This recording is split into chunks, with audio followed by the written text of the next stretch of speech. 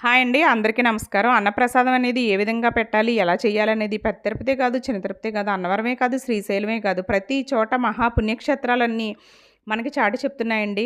భగవద్గీతలో కూడా శ్లోకాలు ఎన్నో ప్రకృతి గురించి చాటి చెప్తున్నాయి. అసలు మనం మనం ప్రకృతిని పాడు చేస్తే, ప్రకృతికి అనారోగ్యం కలిగిస్తే, మానవుడి మనుగడకు భవిష్యత్తు లేదని అవన్నీ కూడా చాటి చెప్తున్నాయండి.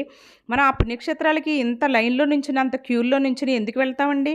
ఆ భగవంతుడు చెప్పింది నిజమని, ఆయన దగ్గర ఒక పాజిటివ్ ఎనర్జీ ఉందని ఎళ్తామండి.